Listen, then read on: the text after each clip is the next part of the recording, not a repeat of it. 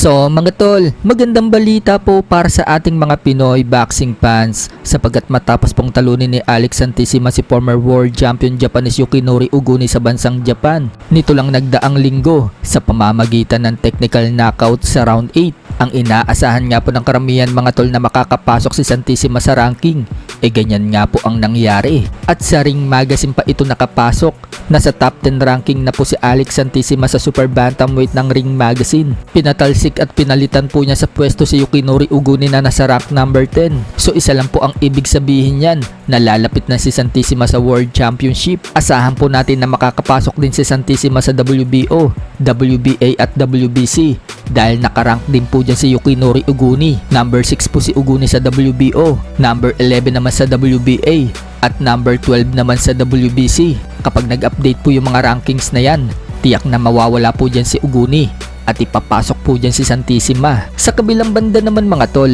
alam na nga po ng karamihan na sinabi po ni Yukinori Uguni na nagka-injury sa labang kay Alex Santissima sa round 1 pa lang. Sumakit umano ang kanyang kaliwang balakang, kaya kahit anong pilit daw niya para itodo yung suntok, hindi daw siya makapagbato na malakas. Hindi na daw kasi nawala yung sakit sa kanyang balakang. Pero hindi namang ginagawang dahilan po yan ni Uguni dahil aminado daw siya. Natalo daw talaga siya kay Santissima kahit daw hindi tinigil ng referee yung laban. Oras na lang daw ang hinihintay. So nagsalita na din po ang promoter ni Yukinori Uguni na si Masayuki Ito tungkol sa pagkatalo ni Uguni.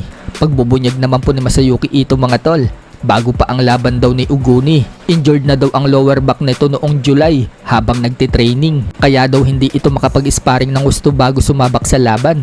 Lumala na lang daw yung pinsala ni Uguni sa round 1. At yun nga po yung ininda ni Uguni, yung kanyang balakang. Dagdag pa ni Ito, hindi daw niya alam kung kaya pa daw manalo ni Uguni sa world stage. Pero dahil nakarating na daw siya sa puntong yan, gusto umano ni Ito na bigyan ng chance itong si Uguni. Pero dahil natalo daw ito, mukhang malalayo na daw si Uguni na mapalaban pa sa World Championship at babalik daw ito panigurado sa umpisa. Pero may pag-asa pa naman daw. At ang tanging natitirang option daw ni Uguni ay labanan daw muli itong si Santissima at bawian. Yan daw ay kung gusto ni Uguni na lumaban muli. Pero kung talagang sinasabi ni Uguni na talo talaga siya dahil sa tinamong pinsala, dapat na daw mag-quit itong si Uguni sa boxing. Pero noong malaman umano niyang slip disc lang ang naging problema ni Uguni at muli itong sumakit habang lumalaban, hindi daw ba nakakadismaya? Sumukhang gusto ni Masayuki Ito mga tol na i-rematch itong si Uguni kay Alex Santissima. Sa iba pang balita mga tol, former 3 Division World Champion General Casimero at GF niyang si Sabel Esmero Ando, ibang klase ang lambingan. Habang nagtatampisaw po kasi sila sa dalampasigan, nagbibiruan silang magboxing at naghahabulan. Parang nasa pelikula lang sila mga tol.